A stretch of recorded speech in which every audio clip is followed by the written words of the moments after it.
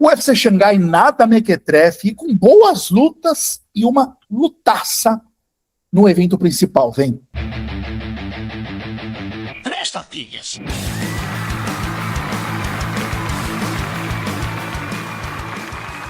Cavaleiros e Brutamontes, donzelas e desdonzeladas, eu sou Fabiano Rampazzo, pisando no octagon de 3 tapinhas, Umar Nurmagomedov, primo daquele que não podemos falar o nome, versus Song Yadong.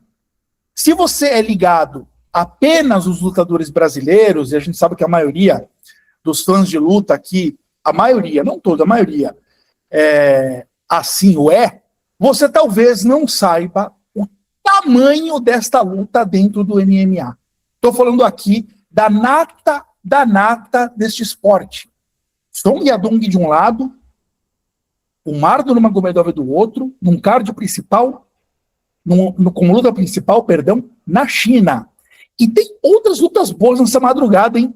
Aliás, é de madrugada, hein? Então já deixa seu like aqui pra gente, porque ele é muito importante para fazer a gente crescer aqui no YouTube. Você que está vindo pelo Spotify, alô, caminhoneiro, nunca mais apareceu aqui, hein, caminhoneiro? Espero que esteja tudo bem aí na estrada com o senhor.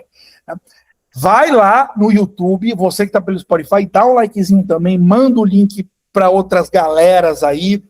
E eu queria começar a fazer, a partir desta edição, o momento Jabá Thiago, o nosso super editor aqui.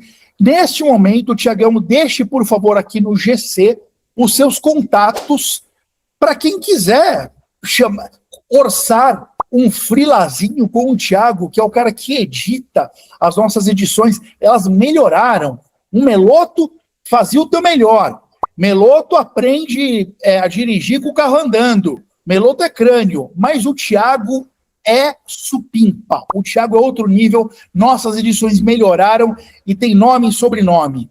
Thiagão do MMA é o sobrenome dele. Então, por favor, deixa os seus contatos aqui, Thiago, porque vai que alguém está precisando. Só que é o seguinte, Thiago não é barato, hein? Thiago não é barato. É isso que eu tenho para dizer. Mais vale cada centavo. UFC Xangai, Nurmagomedov versus Yadong. Mito ou verdade? Bom, vamos à sentença, muchachos. Vamos à sentença. Barbie, Meloto, não vai ser fácil.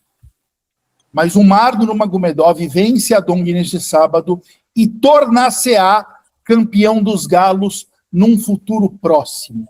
Mito ou verdade? Meloto, você primeiro. Verdade. Verdade. Saudações, pessoal. Enfim. Verdade, porque é um talento muito grande. É um cara que perdeu a disputa de cinturão quando fez contra o Merab Dvalishvili. O Petrian também perdeu. Perdeu e depois foi lá e ganhou. Então, perder por Merab não é um demérito. E eu já apontava ele como um futuro campeão antes dessa luta. E acho que ele vai corrigir os erros, acho que ele tende a evoluir. É um cara ainda relativamente jovem, o que tá longe ainda, né, de decair ou algo nesse sentido. Acho que o teto dele ainda é maior do que a gente já viu. Então, como a categoria ele já está no topo, ele não precisa escalar, né, muitos degraus. Creio que ele vai ter uma disputa de cinturão não tão longe e vai conseguir vencer e vai ser campeão. É isso. Engraçado que você falou os erros, aí eu comecei a lembrar da luta, né? Eu acho que se a gente for... O Barbie vai falar daqui a pouco, pode me corrigir.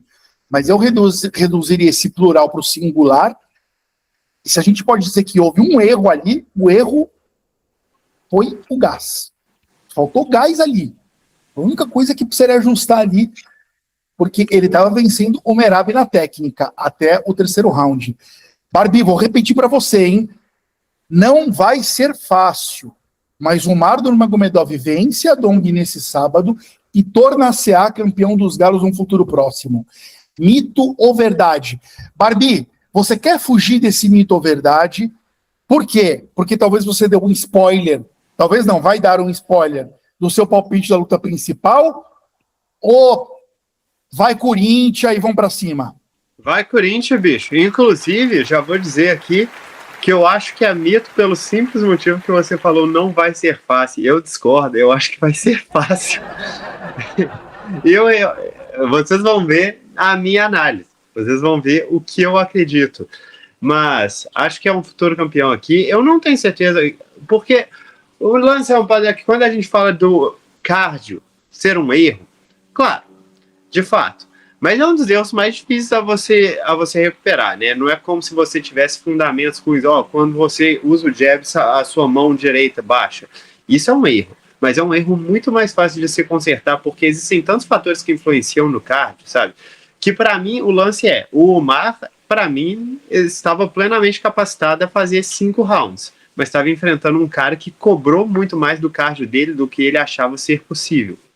E esse aqui que é o problema, é que você tem que aprender meio que a lutar se regrando. E até mesmo quando você tá tomando pancada, você tem que ser capaz de manter a compostura. Isso aqui que é o difícil pra caramba, né? Que é o que a gente estava com medo a respeito do Robocop na semana passada, e que ele fez muitíssimo bem. Eu não acho que o Robocop melhorou o cardio, como muita gente parece ter a impressão que isso aconteceu. O Robocop já fez consistentemente várias lutas de 3 rounds, onde sim, ele diminui o ritmo, mas ele nunca chegou a morrer. Ele morreu em uma luta que foi contra o Cannonier, porque aquela foi uma luta maluca, né? Foi knockdown para todo lado, foi um cara tentando matar o outro, e aí tinha um lutador com mais experiência que soube manter a compostura, enquanto o Robocop gastou tudo que ele tinha. Aí chega essa luta contra o Hernandes, ele soube fazer o jogo de isometria sem gastar muito cardio, ele soube bater sem partir para cima, e até mesmo assim, teve aquele momento ali do segundo para o terceiro round que ele entregou tudo e teve que usar o terceiro round para se recuperar. O que ele fez muitíssimo bem. Então, eu acho que é mais essa maturidade do que uma questão de vou focar mais no meu cardio. Claro que existem casos e casos, mas o Umar nunca foi um cara com cardio ruim.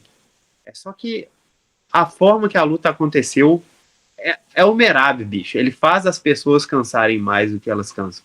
Bom, então a verdade é que os dois acharam que é verdade, o Barbie só fez ainda essa provocação de que nem fácil será, nem difícil será.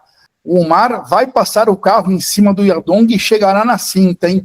Esse é o prognóstico, coisa rara e mito ou verdade, de nós três. Os três em uníssono, concordando com isso, e bora pro Rampazzo Reage. Rampazzo Reage? Renan Rodrigues. Chega mais, Renan Rodrigues. Abre aspas. Discussão de alto nível, vírgula, gostei, exclamação, fecha aspas. Por que eu escolhi esse comentário do Renan para reagir aqui? A que Renan está se referindo?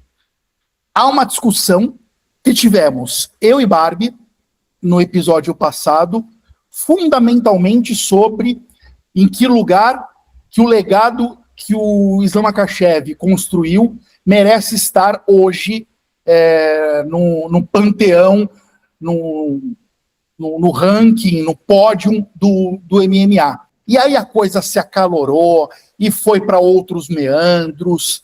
Eu acho que eu já comentei algumas vezes aqui, neste podcast, em outras edições, que nós gravamos esse podcast.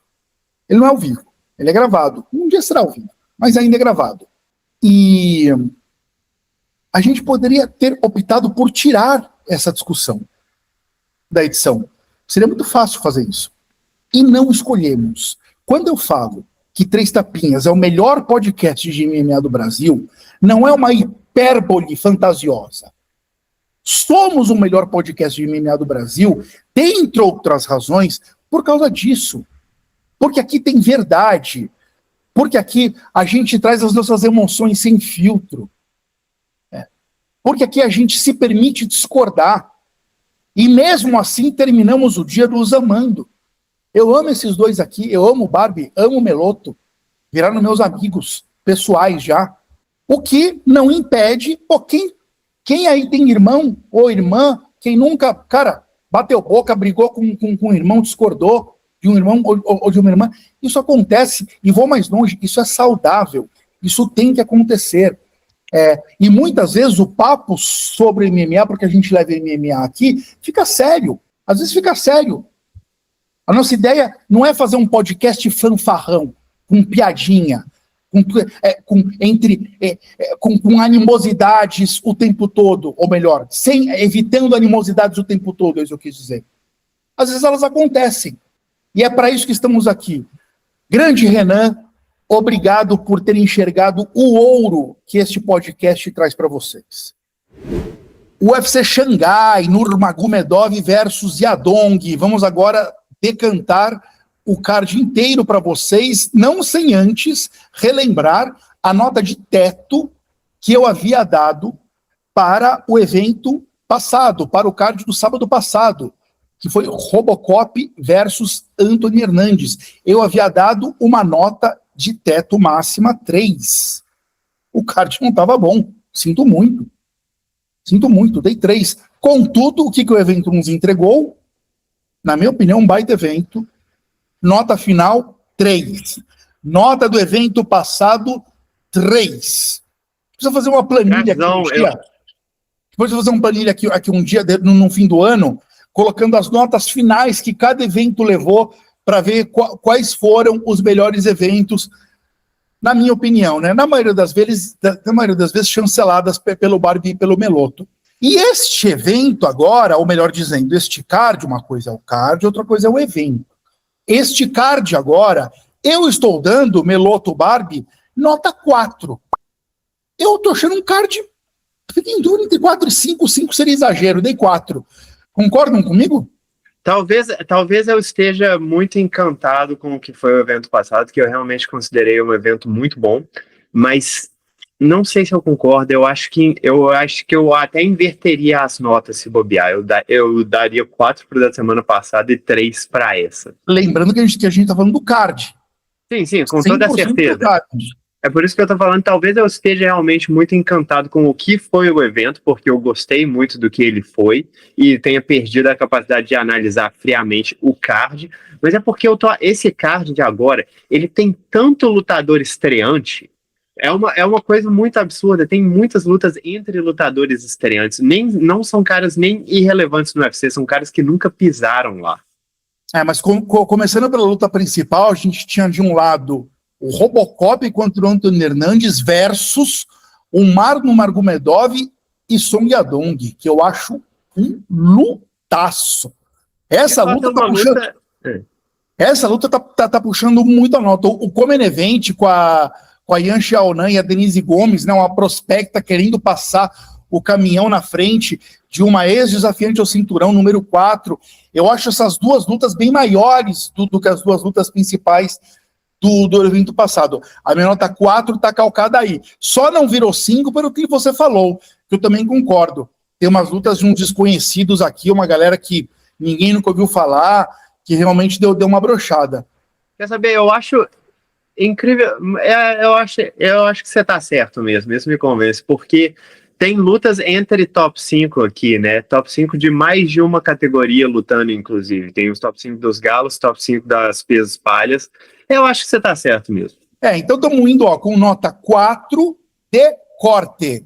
Perdão, não é corte rampazo, é teto.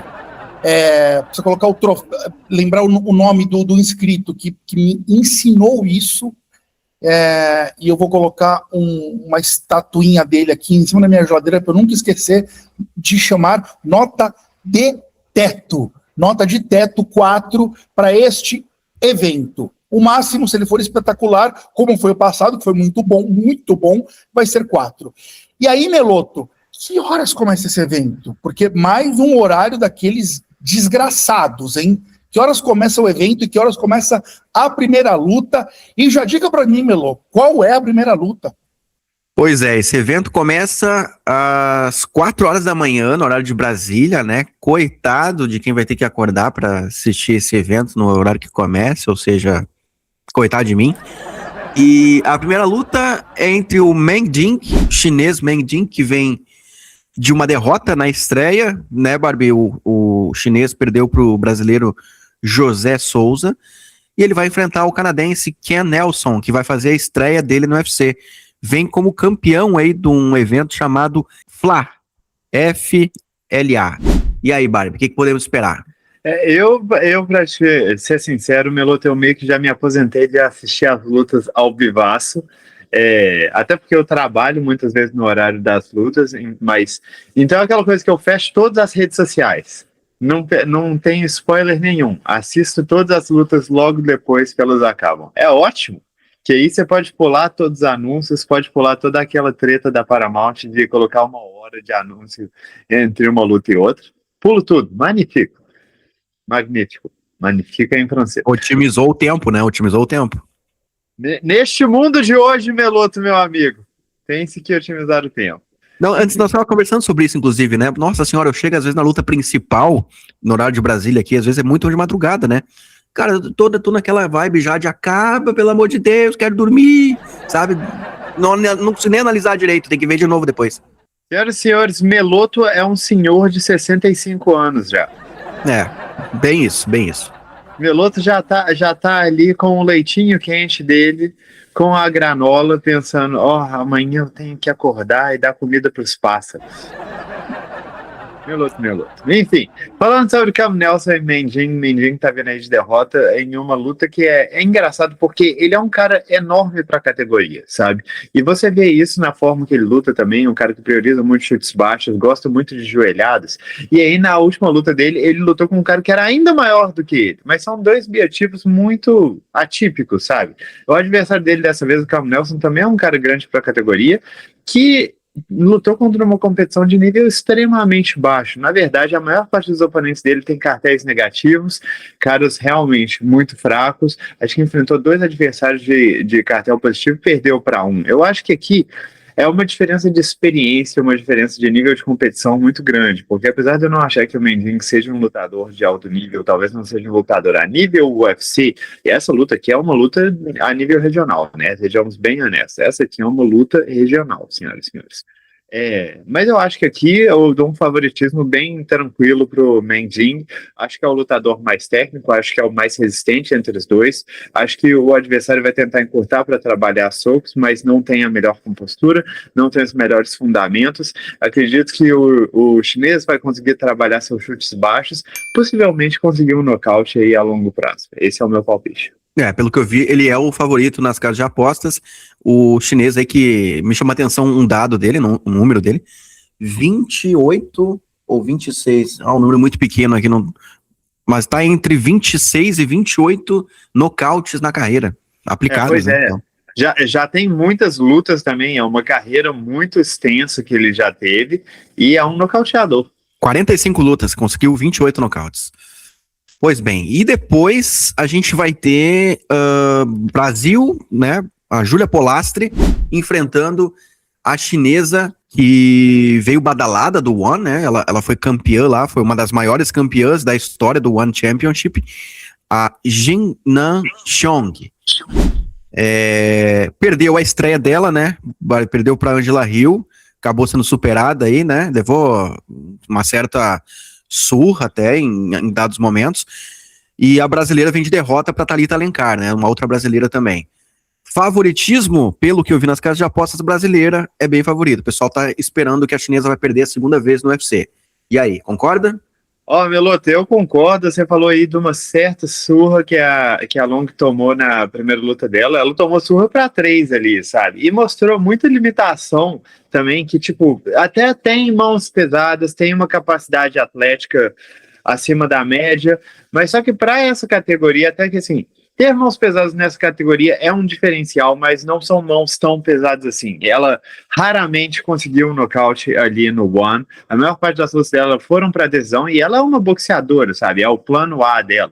Tentar pegar adversário com combinações, com contragolpes, especialmente gancho de esquerda, mas ela não se defende muito bem, não trabalha muitos alvos diferentes e não se movimenta muito bem também, sabe? A Polastri, até o momento, ela vem fazendo um trabalho muito bom, especialmente em termos de trocação contra a maior parte das oponentes. É uma adversária, é uma lutadora que tem muito volume, tem um bom arsenal de chutes, tem bons fundamentos. Até o momento, ela se perdeu muito quando a adversária trabalha com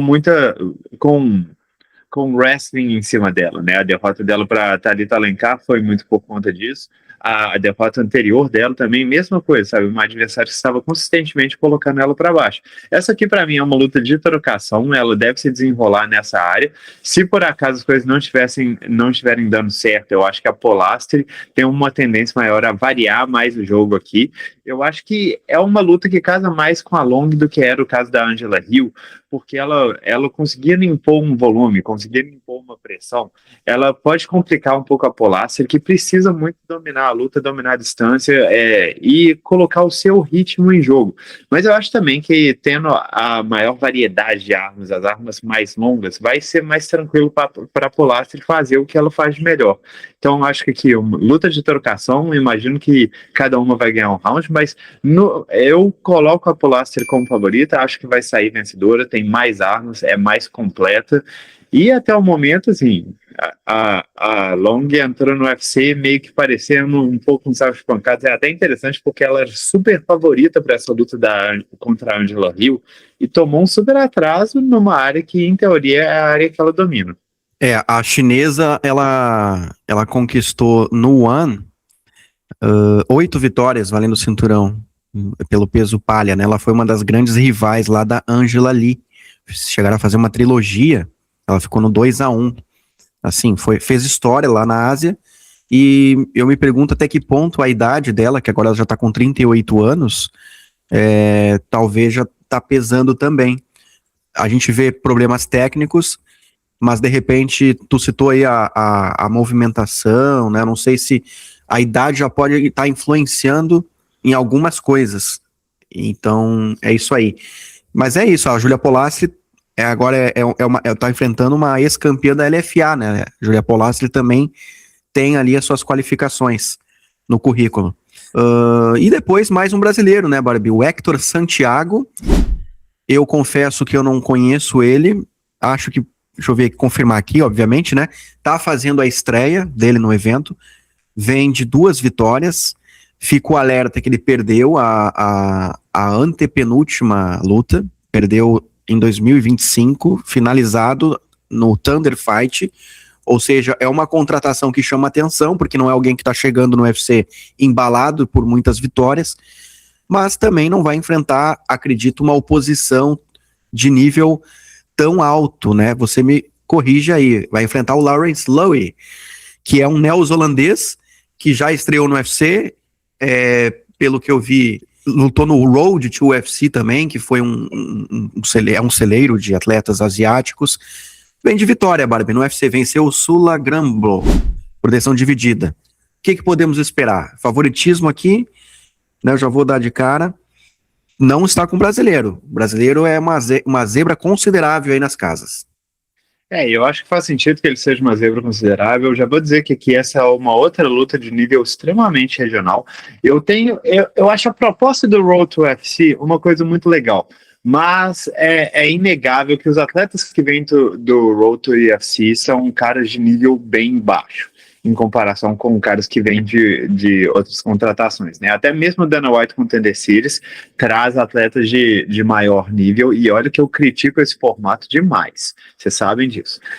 Mas aqui, essa luta aqui, como você falou, eu também acho a contratação do Hector uma contratação bem estranha. Já é um cara com poucas lutas, já tem uma derrota recente, de uma idade um pouco mais avançada para um atleta, né, que tem 7 lutas profissionais, 33 anos de idade, e é um trocador, um porradeiro nesse sentido, um cara que gosta de andar pra frente, trocar combinações. Tá enfrentando o Lawrence. Deixa eu só falar uma coisinha, e ele não é um peso pesado, né, uma categoria rasa que tá precisando de gente. Ele é peso galo, uma categoria que tá recheada de pessoas, de atletas, né. Pois é, uma das categorias com maior índice de talento que a gente tem dentro do UFC. E aqui ele está enfrentando o Lawrence Liu, que é principalmente um wrestler, né? Um cara que gosta muito desse estilo de jogo, de colocar a luta para baixo, boxeia quando tem que boxear. Não é o melhor segurando os adversários no solo, mas eu vou dizer aqui que com esse casamento, eu acho que é um casamento bem para dar uma vitória para o Lawrence Liu. Não tenho certeza se tipo, a plateia reconheceria ele como um atleta da casa, mas eu acho que talvez seja essa a proposta, sabe? É meio que fazer uma luta de nível regional, uma luta que eles sabem que o cara tem grandes possibilidades de vencer, sendo o Lawrence um atleta mais completo, um atleta mais testado, com maior variedade de jogo e com um jogo mais insistente. É um cara que consegue manter o cardio a longo prazo, tem um bom arsenal de quedas, tem uma insistência nesse quesito. Eu acho que deve ser uma vitória sem grandes problemas para ele, talvez uma decisão aí, mas não é uma luta que me chama muita atenção. O UFC está normalizando uma prática que ocorreu quando eles trouxeram o CM Punk para a organização.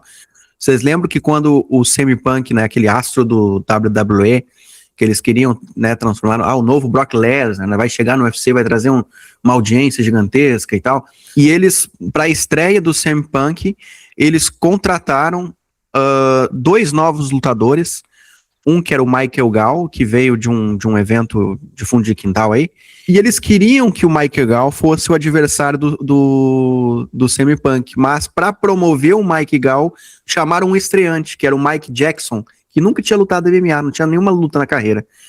Resultado, o Mike Gall ganhou do Mike Jackson e se promoveu para enfrentar o CM Punk. E depois, quando o CM Punk perdeu, o Mike Gall perdeu rapidamente, né?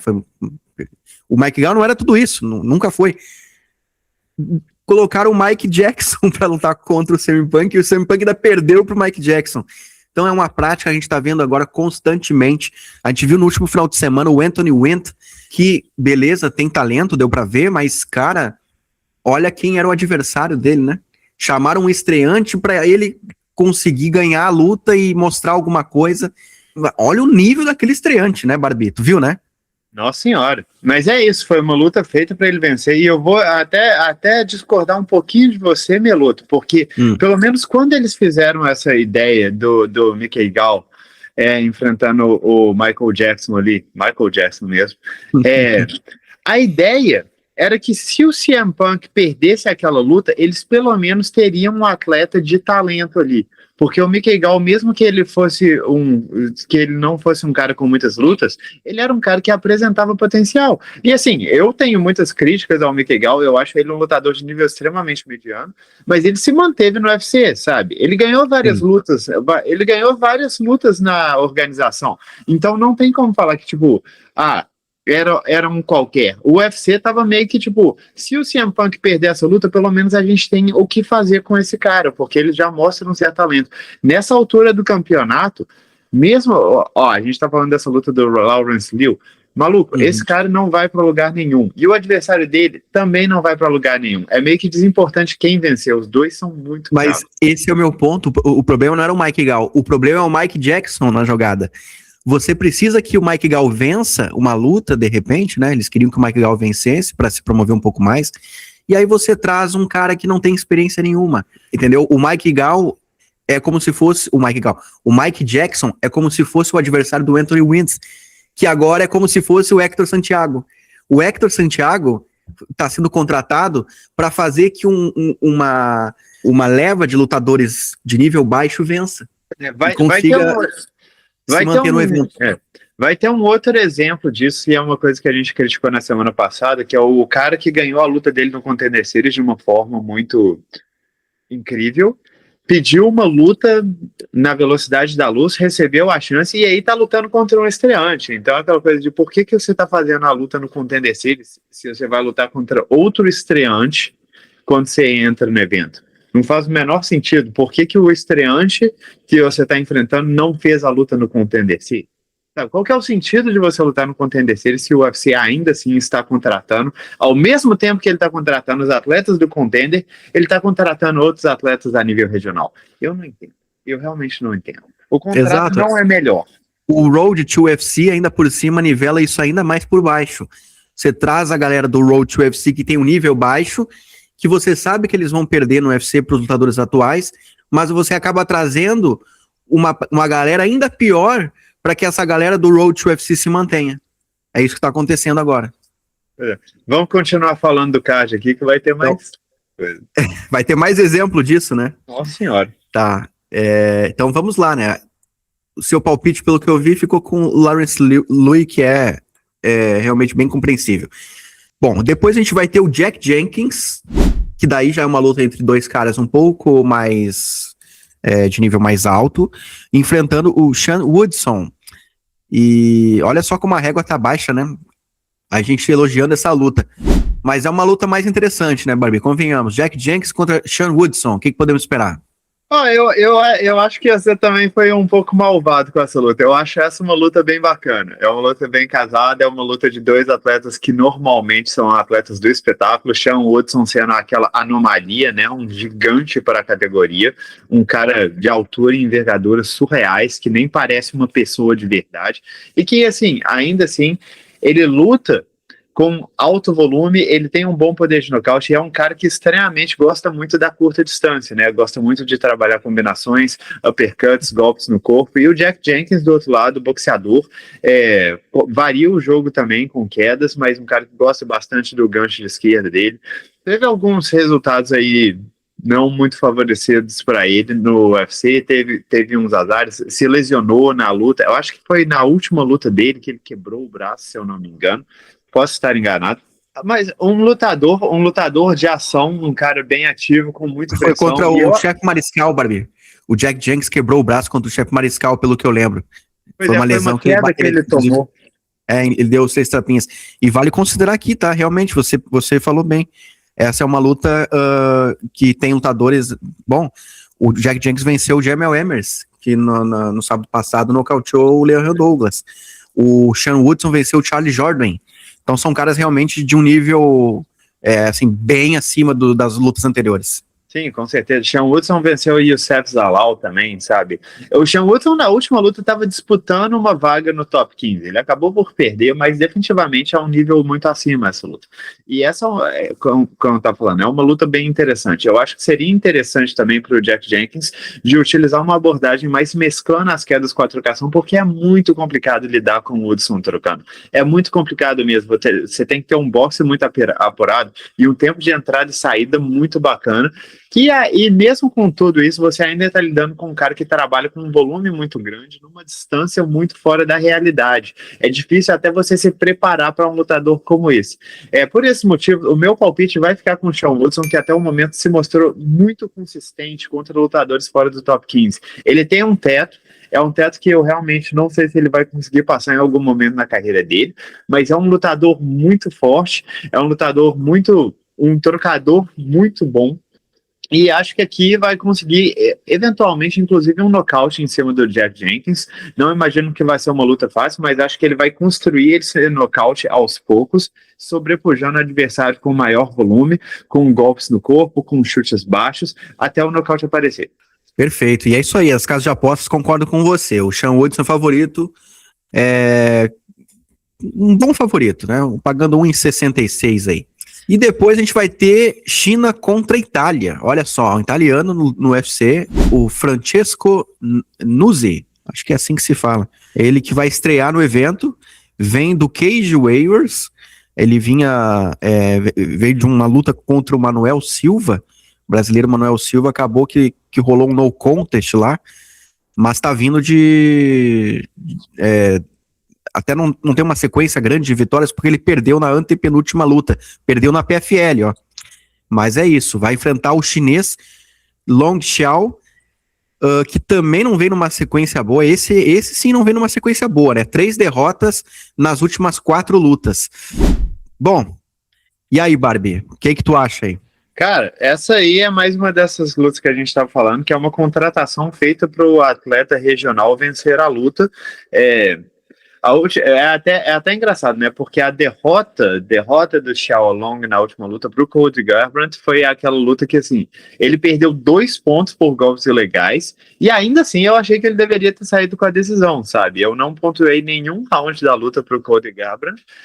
Achei realmente um resultado muito ruim, mas de qualquer forma foi uma luta que o Xiaolong se deu muito bem, né? Ele conseguiu colocar pressão, trabalhar suas cotoveladas. É um cara muito, assim, muito ativo, um cara que cresce na luta Gosto muito dessa trocação na curta. É um cara que prepara mal seus golpes, mas trabalha com volume, trabalha com violência. Cotoveladas dele são muito bacanas de se assistir.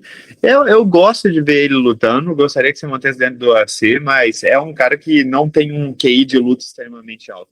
E do outro lado, mano, é nível regional. E é interessante que você falou desse no contest. Esse no contest foi justamente por um chute baixo.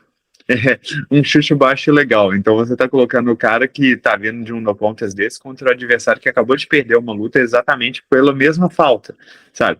Mas aqui eu acho que o jogo casa muito bem pro Xiaolong, sabe? Porque o adversário dele não tem um grande poder de nocaute e é um adversário que é um lutador que precisa dominar o ritmo da luta.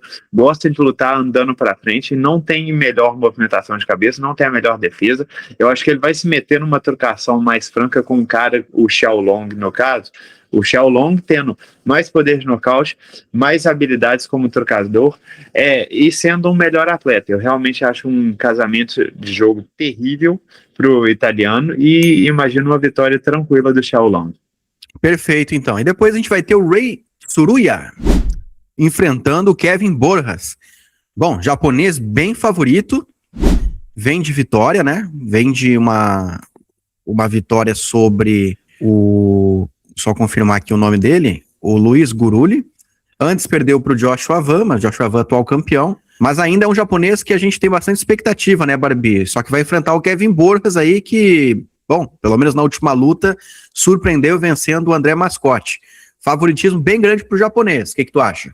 Eu acho que é um favoritismo bem colocado. Rei Tsuruya é um super talento mesmo, um dos melhores wrestlers que a categoria tem hoje. Eu acho que perder para o Joshua Van não é demérito, obviamente, mas perder tendo o wrestling como seu carro forte, eu acho que é menos ainda, porque toda a carreira do Joshua Van no UFC foi realmente feita contra caras que estavam tentando colocar ele para baixo e todo mundo falhou de uma certa forma, de uma forma ou de outra. Mesmo que as quedas acontecessem, é muito difícil desenvolver o jogo de chão contra ele. E o Rei Tsuruya está se mostrando cada vez mais um super atleta, com mais poder de nocaute que a gente esperava, bons chutes médios.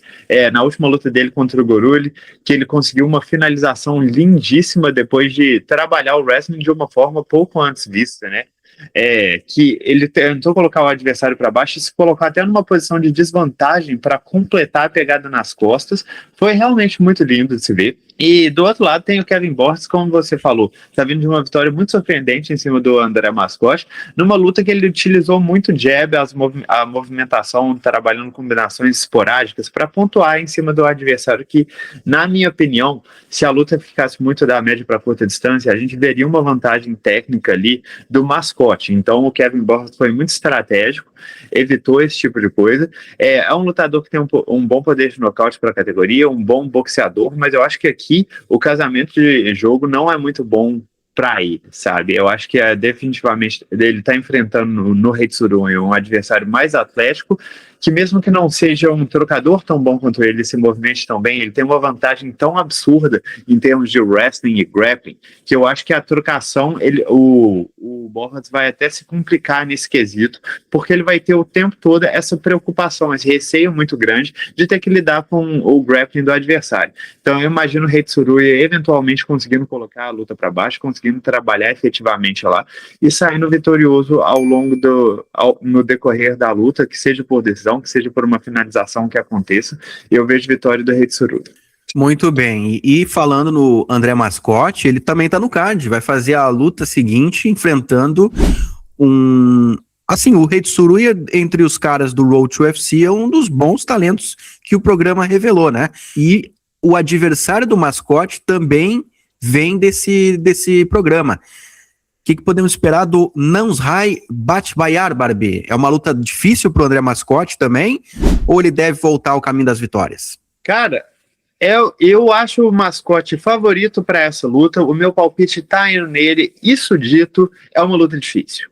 Eu acho que o Batbayar... Bom, a gente aqui falou mal pra caramba dos caras do Road to UFC, então eu só queria deixar isso bem claro, que o Batbayar, assim como o Rei Tsuruya, ele é um talento. No meio dessa galera que parece não ter nível, o Batbayar realmente sabe o que está fazendo, ele tem seus defeitos, mas é um cara muito novo e já mostra muita qualificação.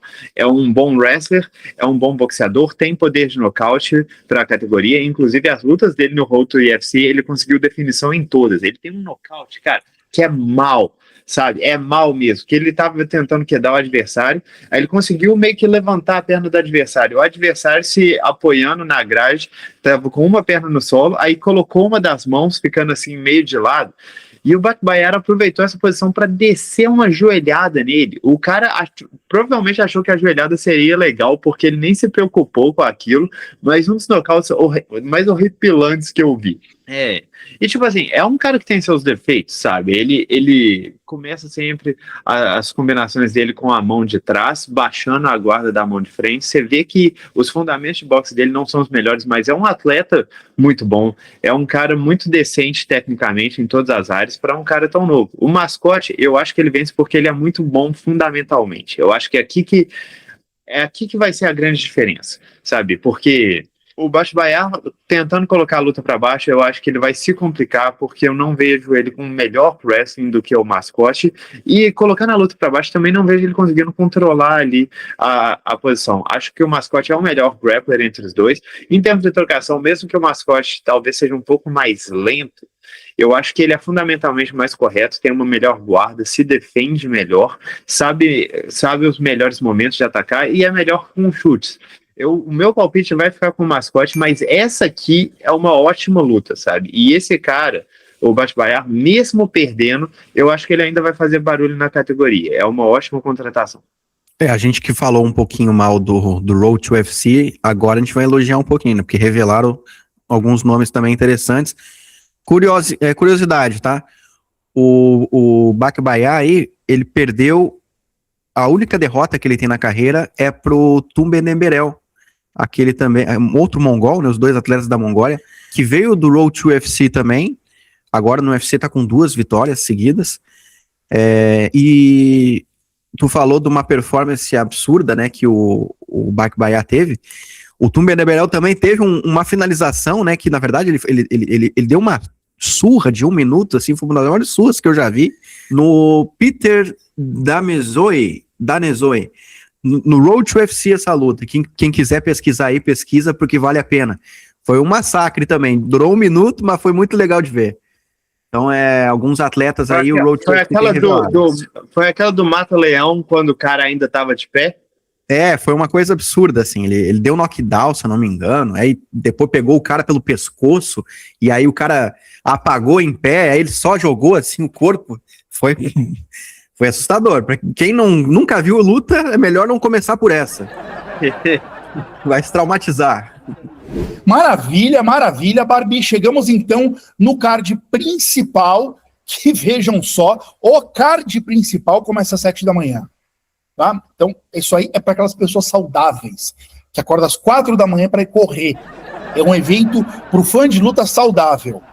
Às 7 da manhã, teremos Beloto Barbie, peso mosca, o Bilal Hassan versus o Nilson Rojas. Muito zebra, o Nilson Rojas nas casas de apostas, Barbie. Peruano versus indonesiano. Quem leva essa? O Bilal ou o Nilson, Barbie?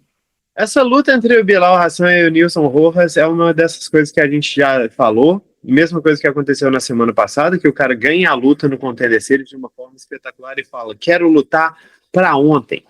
Fantástico, mas aí o UFC contrata um cara para ele lutar dentro do UFC, o que torna o Contender Series inútil, né? Isso dito, Bilal Hassan é um dos caras mais talentosos que você já viu no Contender Series. Digo sem medo de errar, esse cara vai fazer barulho demais na categoria, muito rápido, seleção de golpes fantástica, ótimos chutes altos, muito poder de nocaute para a categoria, um jogo de grappling também muito bom, muito forte fisicamente, tipo assim, ele se destaca em absolutamente tudo.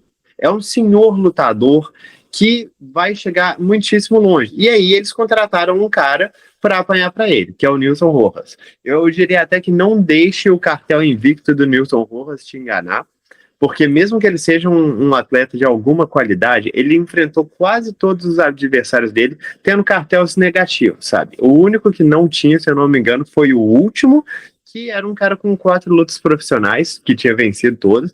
Então, assim, existe um certo nível, mas essa é uma luta para ser massacre, sabe? Essa é uma luta pro Bilal Hassan entrar, socar a cara do adversário até ele não aguentar mais. O nocaute dele no Contender Series veio em, tipo, alguns segundos, e isso para a categoria peso mosca é uma coisa muito espantosa, mas ele também foi, se eu não, um dos maiores favoritos da história do Contender Series, sabe? Ele também vai ser um dos maiores favoritos da noite, não sei quanto tá pagando. Meloto, fala comigo. Exatamente, é o maior favoritismo da noite, ao lado da luta do Rei Tsuruya. O adversário tá pagando em torno de 6,25 até, em algumas casas de apostas. Eu vou ser sincero com você, Meloto, eu acho, inclusive, desproporcional. Eu acho que o Kevin Borras, em comparação ao Rei Tsuruya, tem muito mais chances do que o Nilson Rojas tem chances aqui contra o Bilal Hassan. Eu entendo que é uma questão também do desconhecimento do atleta lutando num nível alto, mas aqui, pô, beleza, eu compreendo. Mas, cara, não tem como. Essa é uma luta feita para o Bilal Hassan matar e matar bem. Esse favoritismo, do jeito que tá, é a galera olhando cartéis, olhando currículo. Porque se olha a fita, né? A gente coloca a fita, o vídeo de cada um e vê a performance, você vai colocar um favoritismo muito maior pro Bilal Hassan, que é, sem dúvidas, o melhor atleta da Indonésia que eu já vi, né? A Indonésia, que ela não revela muitos lutadores pro Ocidente, né? Eles têm eventos regionais lá que tem os melhores pesos palhas do mundo são da Indonésia, mas é uma categoria que pouca gente conhece, né? Não tem muitos talentos mundialmente conhecidos, mas do peso mosca para cima, o Bilal Hassan certamente é o melhor atleta da Indonésia que eu já vi. E digo mais, né? Ele estar no Contender Series e não do Road to UFC só atesta mais isso ainda. Porque o certo, o que é? Os caras da Indonésia estarem no Road to UFC. Mas não, ele foi pro Contender até enfrentou um indiano no Contender Series, né? Aí eu acho que teve uma questão de mercado, de transmissão, de chamar a atenção desse público, né? Mas é isso. Grande talento e tô com boas expectativas também sobre ele. Bom, e depois a gente vai ter China contra Brasil de novo. O Liu Ce, atleta da China, vai estar enfrentando o brasileiro Levi Rodrigues Júnior, Barbie. Bom, favoritismo para o chinês. O brasileiro não tem muita chance mesmo? Cara, eu não diria que não tem muita chance, mas é um casamento de jogo meio terrível para ele, né? Porque o Levi Rodrigues é um trocador, um cara fundamentalmente não muito correto, mas com mãos muito pesadas. Tá vindo de derrota aqui pro Felipe Franco, no que foi uma luta que ele conseguiu bons golpes, conseguiu balançar o adversário, mas aí foi quedado e foi massacrado no chão. Aqui, a chance dele é, obviamente, porque ele é um trocador e com mãos pesadas, mas só que o adversário dele é um cara, tem muita experiência de kickboxing, é um cara que, se eu não me engano, foi campeão dos pesos cruzadores no K1. Então, não sei se foi K1. Tenho aqui a leve lembrança que foi K1. Posso estar enganado. Foi sim. Foi campeão sim, Barbie. Foi campeão. Seu capitão entende demais, Meloto. Você entende de kickboxing também, hein? Você duvidou de mim. Mas você assiste as lutas dele, você vê que, tipo assim, existe, claro, muita técnica, principalmente os chutes dele são extremamente fortes. Eu não acho que ele seja o melhor lutador em termos de controle de distância, em termos de... Mas é um cara aguerrido, vai entrar na média, vai trocar golpes, bom poder de nocaute também. E eu acho que ele tem uma vantagem técnica muito grande em termos de trocação. O Levi Rodrigues também tem esse problema dele ter caído no doping logo na luta dele no Contender Series e ter sido contratado da mesma forma. E aí, já na primeira performance, ele mostrou um card muito abaixo do esperado, né? Ele durou um round numa luta que não foi uma luta de grande pressão. Agora ele tá enfrentando um cara que no plano A dele, no plano A do Levi, o adversário é melhor. O adversário é superior tecnicamente, o adversário tem muito mais experiência contra jogadores de nível muito mais alto. Então eu dou um favoritismo aqui bem bacana para o chinês. Imagino que ele não tenha grandes problemas em despachar o Levi, não. Existe uma certa expectativa sobre esse chinês que vem como campeão do K1. No MMA, né, obviamente, ele tem pouca experiência ainda, tá com 3-1 apenas, o cartel dele é esse, mas em pé tende a dar trabalho para muita gente aí nessa categoria dos meio pesados que tá envelhecendo, né, tá meio rasa esse peso. Bom, depois vamos ter Alex Perez e Sumo Daerge, né, uma revanche que os dois se enfrentaram aí, inclusive foi a última luta deles, deu um no contest, né, um golpe legal lá que o Alex Perez, né, se eu não me engano, aplicou, não me lembro agora exatamente, Barbis. Não, o Alex Perez recebeu o golpe legal. Ah, tá. E muita gente até pensou que, ele valorizou demais e tal, mas se eu não me engano até vomitou, né, passou mal, né, com aquele golpe. E, bom, vamos ter o tirateima agora. Como é que foi a primeira luta? Tu lembra, Barbie?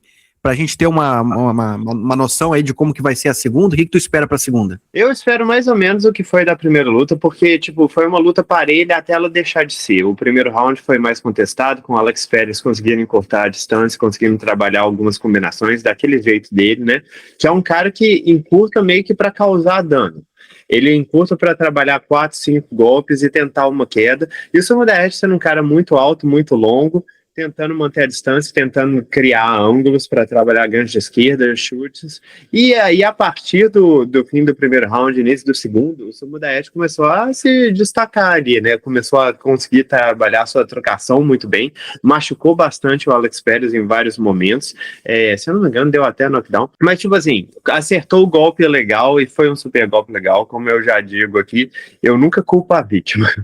A vítima do golpe legal, não vou ficar falando, valorizou. Beleza, mas você não deveria ter dado golpe legal nele, né? Sejamos bem honestos aqui.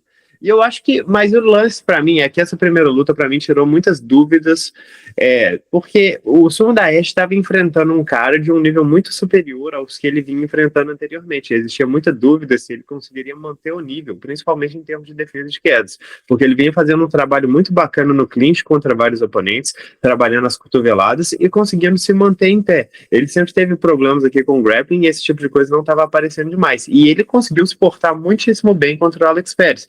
Eu achei até curioso que o UFC tenha marcado essa revanche, porque normalmente quando esse tipo de coisa acontece, eles só seguem em frente, sabe? Um caso, eu acho que para mostrar isso é que na semana passada a gente teve o Chris Pavia e o Marquel Medeiros lutando. Os dois lutaram por um empate na luta anterior entre eles, um contra o outro, e o UFC resolveu que ia casar os dois contra outra competição. Então, eu tô achando isso aqui muito curioso, mas é interessante de qualquer forma. Eu considero o Sumo Daerge favorito, eu já apostei nele da primeira vez, eu acho que o que eu vi da luta me faz apostar com ainda mais tranquilidade nele. Eu acho que ele tá com um nível de wrestling forte o suficiente, a trocação dele é superior à do adversário. Claro que o Perez ainda é um cara difícil de se lidar com a pressão, com as combinações, bom poder de nocaute para a categoria, um cara forte fisicamente, um cara com bom grappling, mas o Sumo Daerge foi muito capaz de lidar com essas armas, de navegar sobre essas armas e conseguir fazer seu próprio trabalho. Eu acredito que ele seja favorito para essa luta e meu palpite está em meio. Perfeito, é isso aí então. Nas casas de apostas, né, só a título de curiosidade, o Sumo Daerge é o favorito com odds aí em torno de 1,44. Bom, depois vamos ter a luta entre o Aoric Lang contra o Kaya Sakura. Mais uma luta aí do Kaya Sakura, vem de vitória, um nocaute muito contundente, né? E agora vai tentar buscar aí positivar o cartel dele no UFC, ele que perdeu para o Pantoja, né, na luta anterior, a última que ele fez, que foi contra o Cameron Smooderman, né, se eu não me engano. Bom, Barbie, favoritismo total aí do japonês contra o chinês, o que podemos esperar? Favoritismo com toda a razão. O Aoric Lang, por mais que ele seja um lutador interessante, ele é um cara porradeiro, um cara que entra para trocar pancada mesmo e toma muitos golpes, dá muitos golpes também, mas principalmente toma muitos golpes, e tá lutando aqui com um super kickboxer, um cara extremamente dinâmico, super atlético, ótimos ganchos de esquerda, ótimos chutes baixos, médios e altos, trabalha cotoveladas muitíssimo bem. O Kaya Sakura subiu aí para a categoria dos galos, onde ele tá cortando menos peso, talvez as joelhadas dele sejam menos efetivas. Só uma correção, o Kaya Sakura perdeu também pro Tim Elliott, finalizado depois de ter perdido pro Pantoja, então ele vai tentar empatar o cartel dele, né? Isso. E subiu de categoria, onde as joelhadas dele não vão ser tão efetivos, porque ele não vai ter uma vantagem de altura tão grande em cima dos adversários, principalmente nessa luta contra o Aoric Lan, que é um cara muito grande. Mas ele também não vai ter nenhuma desvantagem, porque ele era muito grande para a categoria dos pesos moscas. Mas acho que é uma luta que o melhor boxe dele, maior poder de nocaute, maior dinamismo, melhores ganchos de esquerda. Eu acho que ele vai conseguir um nocaute sem muitos problemas em cima do Aoric Lang. O favoritismo dele é bem grande, o jogo casa muitíssimo bem para ele. É um cara que vai se colocar na linha de fogo sem fazer a pressão no grappling necessária para o Kaya Sakura começar a cometer erros. Então, favoritismo total para ele. Perfeito. E chegamos no Common Event, né? Duelo entre a Yan Xiaonan, número 4 dos pesos palhas, enfrentando a brasileira Denise Gomes, número 14. Bom, uma ex-desafiante ao cinturão e a brasileira buscando ascender na divisão. Favoritismo com a chinesa, mas quero saber a tua opinião, Barbie. Cara, uma luta interessante aqui, a Yan Xiaonan tentando manter o seu lugar no ranking, ela que tá aí alternando vitórias e derrotas, vindo de derrota para a Virna Jandirob, e uma coisa muito particular a respeito da Xiaonan é que, tipo assim, ela meio que só perde essas lutas, né? Ela só perde quando as oponentes são capazes de colocar um jogo de grappling forte contra ele, mas ela vem sendo inconsistente em quantas vezes ela luta. Ela só lutou uma vez em 2025, ela lutou acho que 2 vezes em 2024 e vai ser a primeira vez que ela vai lutar agora em 2026. Então, tipo assim, é uma falta de frequência muito grande para uma atleta de alto nível que já tem uma idade mais avançada, sabe? São 37 anos de idade para Yan Xiaonan. Do outro lado tem a Denise Gomes que vem despontando, tá numa grande sequência de vitórias, garantida aqui. Não são as vitórias talvez mais convincentes do planeta, mas é uma adversária forte fisicamente, é uma lutadora que tem um bom poder de nocaute e que sabe mesclar as quedas, sabe fazer o jogo que precisa ser feito para vencer. E essa luta, eu entendo por que o favoritismo aparece para Yan Xiaonan, considerando o nível de boxe que ela tem. Ela tem um jab muito bacana, ela tem golpes em linha muito bons, ela tem um poder de nocaute bacana para a categoria, mas eu não sei, eu tô aqui com o pé atrás, sabe? A inatividade dela, a idade mais avançada, a Denise vem melhorando a cada luta, e é uma luta bacana para ela contra uma adversária que vai tentar fazer só o papel de trocadora. E se ela conseguir alternar aqui os jogos, conseguir colocar a Xiaonan para baixo, nem que seja só algumas vezes, é capaz que ela consiga arrancar minutos muito produtivos, é capaz que ela consiga trabalhar um ground and pound, fazer o adversário se cansar, talvez se perder. Então, acho que aqui que eu vou palpitar com a Zarona, para ser sincero. Eu vou ficar com a Denise Gomes. Não é um dos meus palpites que eu tô com mais confiança. É muito circunstancial a respeito da Xiaonan. Tá numa idade um pouco mais avançada, tá com bastante inatividade nesses últimos tempos, mas é isso, a última vitória da Xiaonan foi 2 anos atrás. Desde então, ela fez essa luta contra a Virna, que ela tomou um super atraso, ela não conseguiu parar as quedas, não conseguiu segurar o jogo de grappling de forma alguma, então eu vou de Denise Gomes. E chegamos na ADLP. Meloto, o que quer dizer ADLP mesmo? Análise da luta principal. Demorou 3 anos, mas todo mundo decorou. E de um lado, Melô, a gente tem ele, o primo, irmão, familiar maldito, que tem uma derrota em seu cartel. O Nurmagomedov que perdeu, Barbie. O Umar Nurmagomedov versus Song Yadong. Vou fazer uma coisa que eu nunca fiz aqui, capitão. Quem você quer falar primeiro? Do Umar ou do Yadong? Vamos falar do Yadong primeiro. O microfone é todo teu. Bom, falando de Song Yadong, um lutador, gosto bastante dele, um cara super atlético, talvez o lutador mais atlético da categoria dos pesos galos, e isso diz muito. Super forte, super rápido, moleque se move na velocidade da luz, bate extremamente pesado, tem uma boa movimentação, ótimo gancho de esquerda, bom overhand, bons uppercuts, trabalha chutes baixos com qualidade. E citando aqui alguns defeitos dele, que é um cara que meio que não tem muita habilidade de cortar espaço do adversário. E isso, quando você é um trocador de média distância, é algo que causa muitos problemas, né? Tá lá o lutador se movimentando lateralmente e ele não consegue caçar, ele não consegue cortar esse espaço, não consegue encurralar o adversário. E uma outra coisa é que ele também não tem a melhor defesa de quedas do planeta. Ele é um cara muito criado no maior estilo Team Alpha Male possível, que é a academia onde ele treina com o Uriah Faber. que ele recebe a queda e a partir da queda ele consegue se levantar, ele consegue raspar, ele se posiciona bem, mas você receber a queda nunca é uma boa ideia, senhoras e senhores, e ele já perdeu várias lutas por conta disso. A impressão que dá também é que ele tem alguns aspectos, até mesmo na trocação dele, que é muito decente, que não melhoram. Por exemplo, eu até hoje estou querendo que ele coloque um jab no jogo dele, que ele coloque um jab para colocar os adversários andando para trás. Eu acho que seria perfeitamente funcional com o que ele faz, porque da forma que ele tem atualmente, ele meio que encurrala os adversários e entra na distância já tentando fazer a mão pesada cantar, sem preparar muitos golpes dele. Eu acho que seria um artifício que faria tão sentido com o que ele traz. E é interessante porque às vezes aparece. E esse é outro problema do Song Yadong, que às vezes eu sinto uma falta muito grande de QI de luta, que foi uma coisa muito determinante na última luta dele contra o Sean O'Malley, que no segundo round ele fez um trabalho super bacana com chutes baixos, conseguiu encurralar, conseguiu colocar pressão, conseguiu até algumas quedas, e no terceiro round esqueceu tudo isso, resolveu que ia conseguir nocautear na porrada, tentou encurralar de qualquer jeito, foi alvo fácil dos contragolpes do adversário.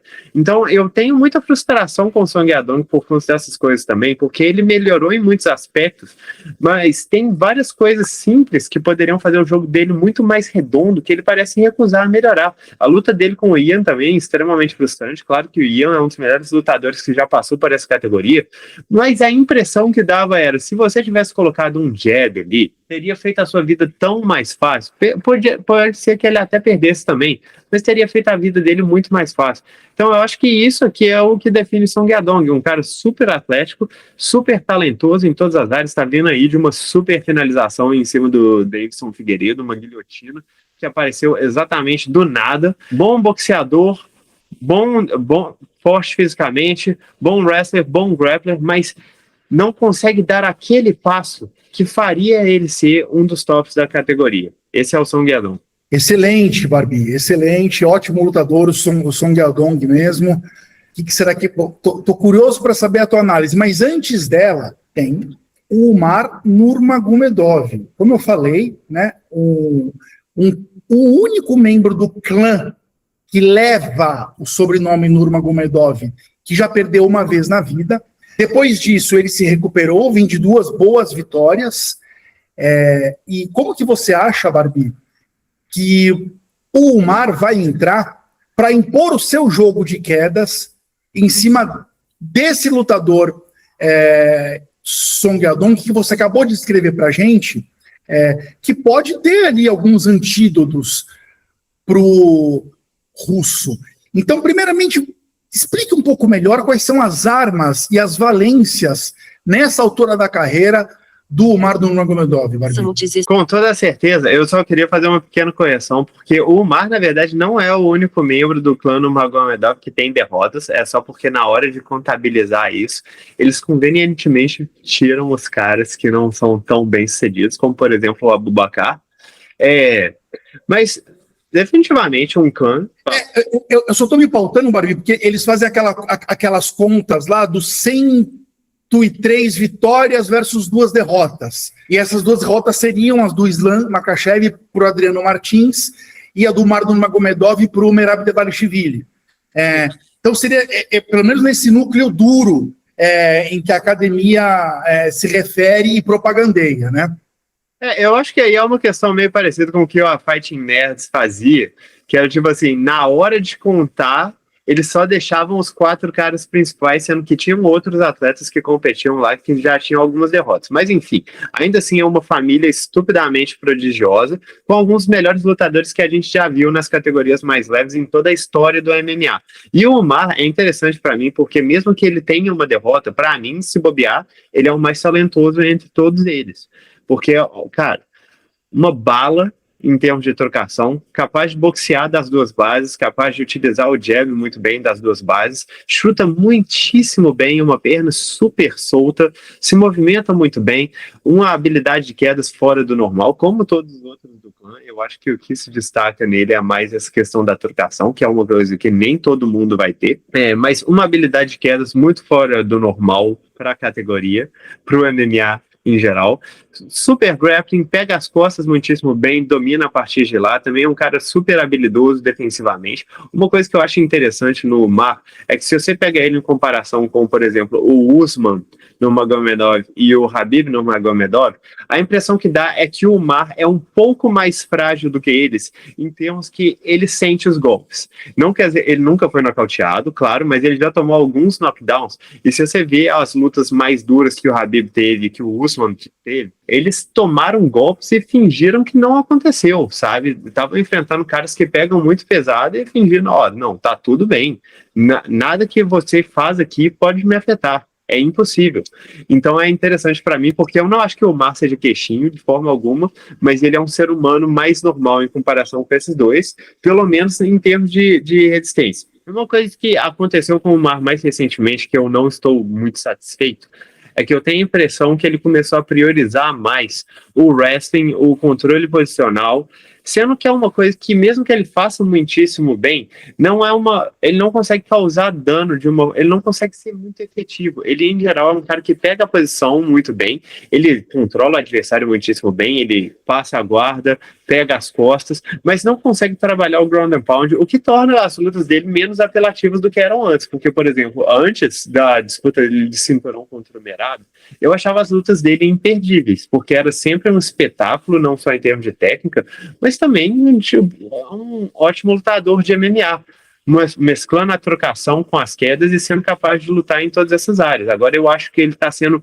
extremamente defensivo, ainda sendo muito bem sucedido, só não tenho certeza se ele vem melhorando da forma que eu esperava que ele melhorasse, mas é um cara que gosta muito de lutar circulando pela grade, trabalhando seus chutes, entrar na queda no momento certo, controlar o adversário por lá, muito defensivo, ótimas esquivas, um super, ultra lutador, o Umar Magomedov, e na minha opinião, assim, ele deve ser campeão. Ele vai ser campeão em algum momento. Ainda é um cara super novo, que tem plena capacidade de melhorar, e mesmo se ele não melhorar, ainda é, na minha opinião, um dos melhores lutadores de toda a categoria. Bom, o nosso espectador atento aqui no YouTube já percebeu para onde o palpite do Barbie está indo depois de ver essa análise aí do Umar, né? Esse favoritismo do Umar nas casas de aposta, Barbie, que não é pequeno, você concorda com ele? É meio favas contadas mesmo? Essa luta tá muito mais para ele mesmo? E como que você imagina? Algum tipo de interrupção ou teremos os 25 minutos de luta? Eu imagino que teremos 25 minutos de luta, não porque vai ser uma luta extremamente competitiva, mas porque o Umar recentemente não vem priorizando a definição. E até mesmo em termos de grappling. Mas você perguntou a respeito do favoritismo, e cara, eu concordo com o favoritismo, muito no sentido que eu acho difícil enxergar o plano de jogo do Song Yadong, do que ele consegue fazer baseado no que eu já vi dele, porque o Song Yadong, quando ele luta contra um adversário que não tenta tomar muito a iniciativa, ele também não toma muita iniciativa. Você vê que até mesmo essa luta contra o Davidson Figueiredo foi uma luta que aconteceu em momento, sabe? Mas não teve uma consistência, não teve uma frequência. Ele parecia não ser muito capaz de construir a trocação dele. E agora ele tá lutando com um cara que é super móvel, que trabalha chutes muito melhor do que ele, que vai conseguir se movimentar pela grade sem ser encurralado. E se a situação se complicar, ele vai entrar na queda, colocar a luta para baixo. Eu não imagino que o Song Yadong seja capaz de barrar as quedas do Umar com muita facilidade. E eu, honestamente, eu acho esse um jogo terrível pro Yadong.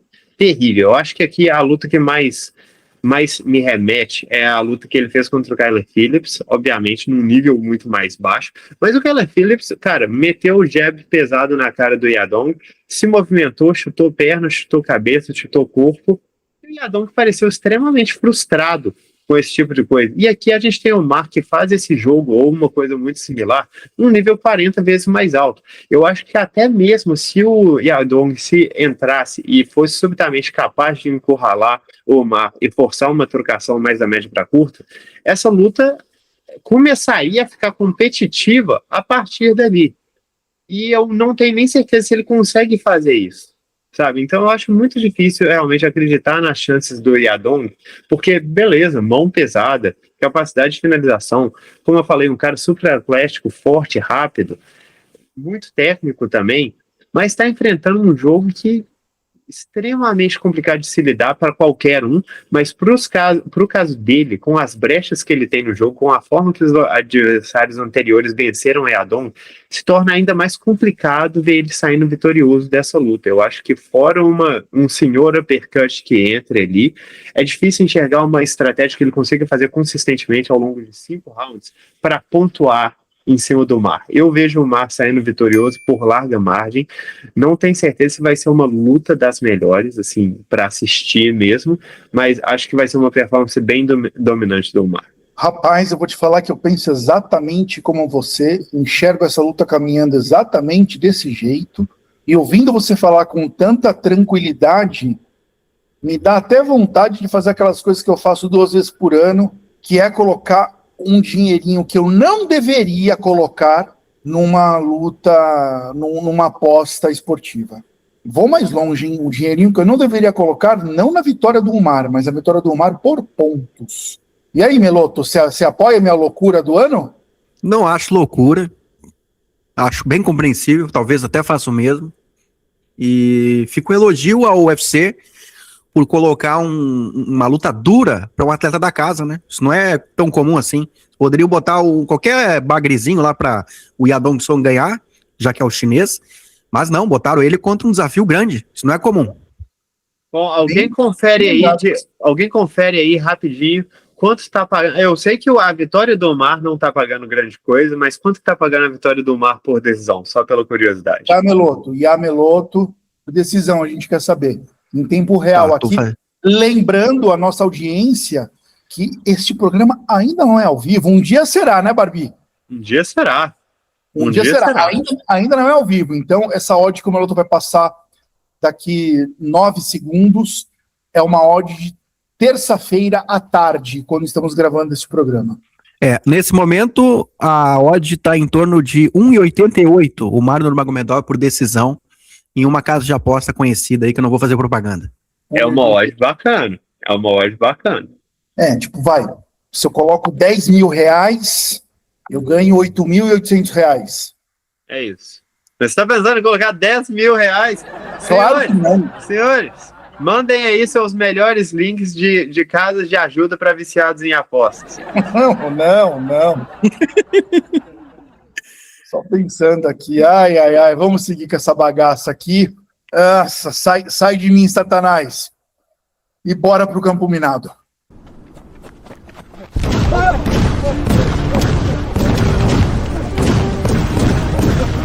Campo minado. Começando pelo recap. Recap, que tem alguém sorrindo aqui no vídeo. A gente ainda, também estamos buscando uma plataforma, Thiago está no nosso pé, em que apareça as reações o tempo todo, né?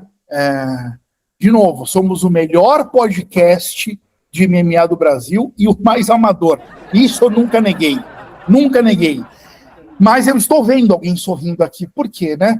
Então vamos lá. Rampazzo foi de Geisla Chaves, vencendo o Carly Judice, pagando R$5. Pagando 5 vezes, perdão. R$5. 5 vezes. Fui guloso e tomei na toba. Quen. O Barbie foi de Gao Jiong vencendo Stanley, tocou pro lado, foi na bolinha segura, quer conservar o primeiro lugarzinho dele, tomou na toba igual que eu. Quen pro Barbie. E o Meloto, o Micoloto, vindo das cinzas, querendo limpar seu nome no SCPC, foi de Gregory Robocop Rodrigues, vencendo Anthony Hernandes, pagando 2,30 e mitou, cara. Mitou. Meloto, você quer falar alguma coisa antes de eu decantar o placar aqui? Eu não sou de falar, eu sou de agir e... Tava rindo até agora tá com carinha de bravo. Eu só venço, eu não fico falando, eu venço. Ô, Marrento, eu gostaria de falar aqui que se tiver algum isso advogado... nunca aconteceu aqui, né, Barbie? Isso nunca aconteceu. Nunca aconteceu. Senhoras e senhores, estamos vendo a primeira vez. E eu queria saber se existia algum advogado aqui que tá vendo, porque eu queria processar o Meloto.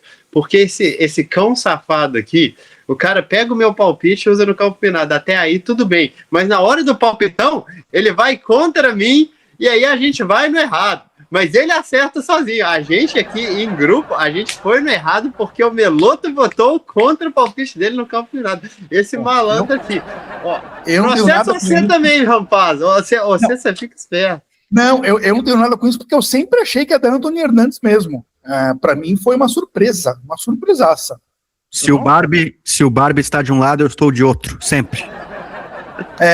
Bom, agora vocês estão bem próximos. É isso que eu tenho a dizer. O Barbie está ainda em primeiro lugar no campo combinado com 11,16.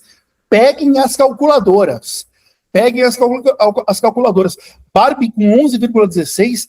Meloto com 10,51. 0,61. Não. 0,65 o separam. É muito pouco. O Meloto chegou, Barbie. Eu estou em terceiro lugar. Eu estou em terceiro lugar com 6,56. Vai lá, Barbie.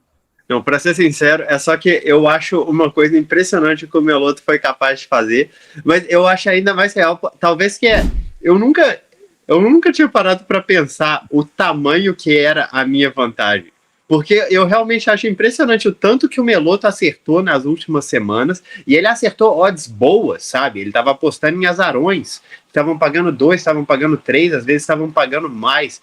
E ele, tipo assim, ele agora ainda tá um pouco atrás, é só tipo assim, ele pontuou demais. É impressionante a distância que ele cobriu. E tu foi em favoritos, né? Nas últimas aí. Eu só errei. Bom, em favoritos assim, vírgula. Eu fui na Amanda Lemos e errei também. Barbie, guarda esse texto aí que você acabou de falar pro Meloto, porque em breve você vai trazer esse texto aplicado a mim. Só espera. E vamos aos palpites. Aliás, Barbie, você é o primeiro a falar desta vez. Qual o teu palpite? Qual a odd? Quem você acha que vence? Qual que é o teu campo minado?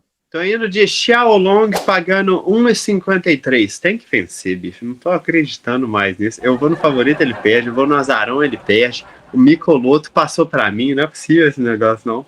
Pagando quanto, Barbie? 1,53.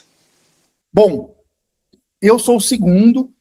Cara, eu não posso me dar o luxo de ficar indo em favorito. Eu tô com 6,56. Eu tô 5 pontos atrás da galera. Eu tô indo de Denise Gomes vencendo a Yan Xiaonan, pagando 2,30. Vamos lá, Brazuquinha. Como é que o Tanuri e o Léo Salles falam? Tô zagalinho nessa rodada. E você tá indo do quê, ô Meloto? Eu aproveitar a minha sorte aí, né? Ultimamente, eu vou no Kevin Borjas, vencendo o Rei de Suruia, que tá pagando 5,50. Meu Deus! A gente tem que colocar um apelido novo pro Meloto. Meloto é o capitão ousadia e alegria, só pode. Mas tem que aproveitar a fase. A fase é boa, né, gente? Vamos aproveitar e vai que dá, né? Assim, não acho que ele vai vencer, mas por essa odd, se ele defende as quedas ali e começa a conectar alguns golpes, ganhou do mascote na última luta, cara, eu acho que tem fundamento sim esse palpite. O Rei de Suruia ainda não tá pronto, tá meio cru ainda. Técnico da Espanha assiste o Meloto palpitando e tem um ataque cardíaco. O Meloto ganhando de 4-0 no jogo e fala, e se a gente colocar todo mundo no ataque, tirar o goleiro e colocar mais no atacante? Esse é o Meloto. Olha, cara, eu sabe o que eu acho? A gente acabou de ver um exemplo da soberba falando mais alto. O cara não sabe viver um momento bom. É arrogante, é prepotente. Quer esfregar uma odd de 5,50 agora na cara da gente. Meloto, desce desse pedestal, cara. Você nem em primeiro lugar tá ainda, cara. Baixa essa bola aí, mano. Vamos então. Vamos ver. Olha a cara desse safado, bicho. Só me faltava essa. Bom, vamos pro Quem Sabe Mais, porque é onde o Meloto... Ali os papéis se invertem, né? Ali o Meloto abriu uma larga vantagem, tá em primeiro... E o Barbie encostou. Quem sabe mais?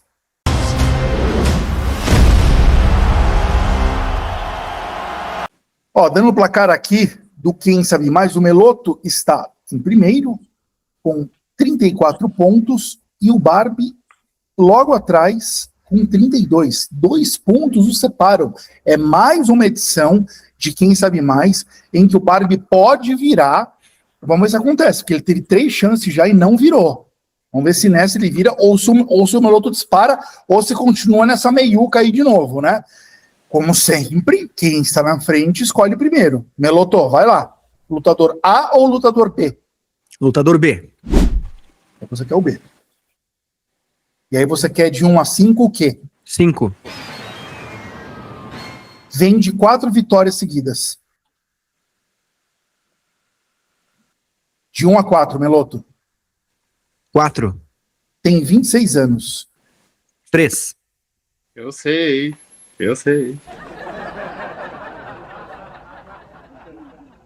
Di é seu apelido. Denise Gomes. Desgraçado. Acertou. Brasil! Acertou na terceira dica. Foi a primeira que eu pensei quando tu falou a segunda dica, mas aí tem muita gente ali, né? Vai que eu erro. Então, é isso. Acertou na terceira dica, fez 3 pontos. Meloto, então, foi de 34 para 37 pontos. Barbie, se acertar na primeira, você empata. Você ficou com o lutador A e vai escolher uma dica de 1 a 5. Dica 1. É um lutador ranqueado do card. Dica 3. Veio da PFL, onde fez 2 lutas. Tô malucando aqui. Dica 4. Tem 30 anos, Barbie. Dica 5. Vem de 2 vitórias seguidas por decisão. Umar Repete, por favor. Nurmagomedov. Acertou. Brasil! Acertou na quarta Maluco, dica, eu Meloto. Eu tinha Meloto. esquecido a carreira dele na PFL, bicho. Mas que vacilo.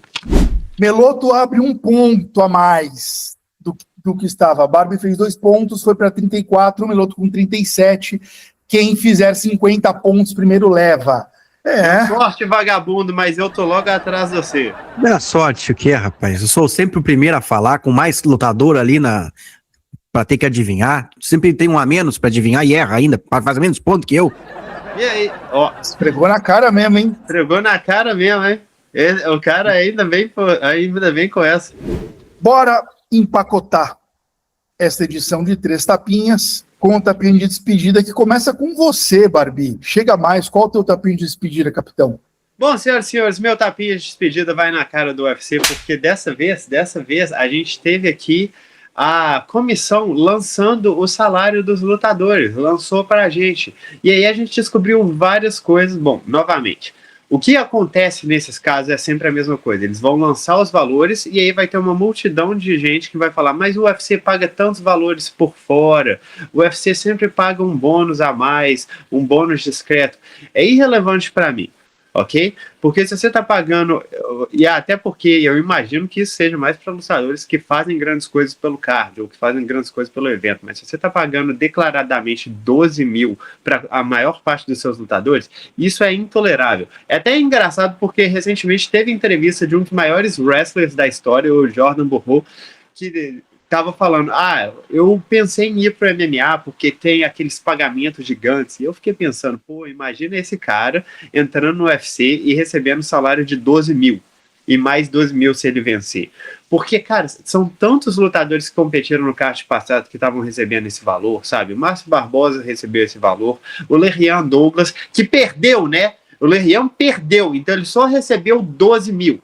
Você imagina ser um lutador profissional, você compete o quê? 3 vezes no ano, no máximo, nessa altura do campeonato, você está recebendo 12 mil. Mas o caso, para mim, mais engraçado foi o Anthony Wilt, que é o super prospecto, né? O cara que competiu no Contender Series e falou, eu quero voltar agora, eu quero voltar para ontem. Competiu na semana seguinte. Meu amigo, ele ganhou 10 mil.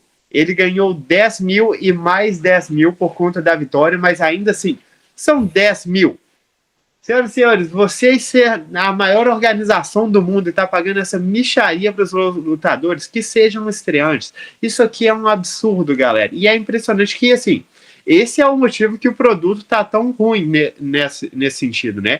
Porque é tão fácil para eles contratar esses casos do Contender Series, amarrar eles num contrato de merda, perdão pela palavra, mas sejamos honestos, né? Um cara como o Lerian, Eu sei que ele perdeu, mas o cara que já tinha o retrospecto que o Lerian tinha, foi no Contender Series, conseguiu um nocautaço daqueles e ele recebe o contrato mínimo do UFC. Eu não entendo isso, eu não entendo. A gente já tinha comentado, eu e o Meloto, a gente estava falando de como que é essa ideia do UFC de pegar o cara que ganhou no Contender Series e imediatamente colocar ele contra um outro lutador que foi contratado pelo UFC. Eu não entendo qual que é o sentido do Contender Series nessa altura do campeonato, porque você está lutando pelo contrato mínimo. Tem galera que nem luta pelo contrato mínimo. Nada faz sentido, exceto que o UFC está fazendo todo o possível para pagar o mínimo possível para contratar atletas que eles podem o tempo todo estar pagando esse valor ínfimo e absurdamente baixo. Ínfimo e absurdamente baixo é um pleonasmo irrelevante, tapa na cara do evento. Muito bem, a gente sempre pegando no pé das arestas do UFC aqui. Temos aqui em Três Tapinhas o Barbie como presidente do sindicato dos lutadores de MMA. Mas bom ponto, Barbie. Enfim, essas incoerências. Na verdade, não é nem incoerências, né? Na verdade, essas benesses que empresas que têm monopólio podem desfrutar. Essa que é a verdade. O meu tapa de despedida vai nas costas do Kennedy Nzechukwu. Arregou. Pelo que ele fez na última luta, e não tem ironia. Não estou dando um tapa nas costas por ironia, eu tô sendo sincero. Ele divertiu tanto a minha noite, cara. Eu achei tão divertido aquilo. A mãozinha para trás. Peraí. A mãozinha para trás. Mano, eu juro, eu não lembro a última vez que uma luta do UFC me fez rir. Eu ri. Obrigado. Quem diz eu tinha que tapa na... Faça mais vezes. Aquilo ali foi uma coisa incrível, né? Essa coisa. Eu lembrei agora, desculpa, acabei foi espontâneo. Eu lembrei de Seu Madruga, cara, não sei porquê. Seu Madruga e Chaves lá, sabe? Tem! E aí caindo. Ai, as referências do Meloto. Meloto, chega mais e vem com o teu tapinha de despedida. Acho que o Barbie ia falar uma coisa, né, Barbie? Eu só ia falar que é impressionante como que é essa coisa, tipo assim, você fingir lá ser o Anderson Silva, quando dá errado, dá muito errado, amigo. Maravilha. Como deu pro Anderson, né? Como eventualmente deu pro Anderson, de fato. Na primeira luta com o Chris. Mas vai lá, o Melo. Eu vou dar um tapa nas costas da Cyborg acho que vale uma menção aqui, né? Ela venceu a Kathleen Vieira no último sábado, decisão unânime do juiz, uma luta bacana ali. Não foi Kathleen Vieira que não bateu o peso, hein? Por muito. Curioso isso, né? Curioso isso. Mas, celebração aí, né? Final da carreira, embora ela disse que não se aposentou, ela disse que o contrato encerrou com a PFL. Pode ser que ela faça mais lutas, vai depender das ofertas. Mas, cara, tapa nas costas dela.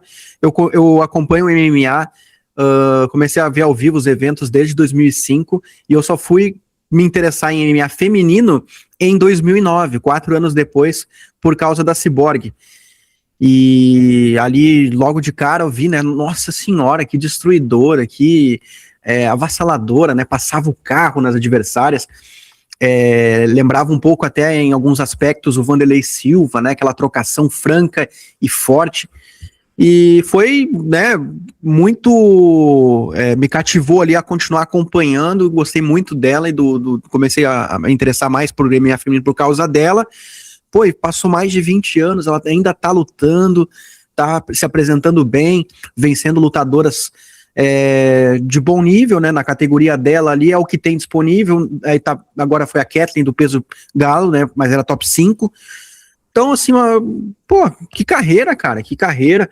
Acho que não é a GOAT, acabou perdendo esse status, mas não condeno quem pense que ela pode recuperar esse status, né, porque ela continua vencendo. Isso tem que premiar ela de alguma forma, né, enquanto a Amanda se aposentou. Mas é isso. Fica esses elogios aí a ela, porque é um fenômeno que eu não sei se a gente vai ver uma atleta lutando em alto nível há tanto tempo assim. Eu fui ver os números dela em disputas de título, né, se a gente considerar sempre a elite da categoria, onde essa elite estava no momento que a luta aconteceu. Ela tem 19 vitórias valendo o cinturão, né? É impressionante isso, né? UFC, PFL, Bellator, Invicta, Strikeforce, que quando ela defendeu esses cinturões, ali era a elite do peso, né? Hoje o UFC não tem mais, mas em algum lugar tem que estar essa elite do peso. Enfim, então é impressionante.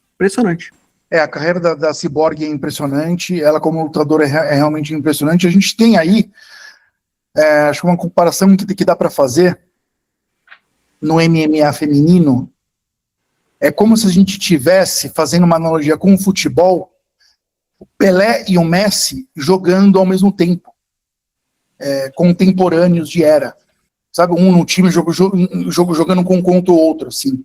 É mais ou menos isso. E nessa analogia, é como se o Messi fosse brasileiro também.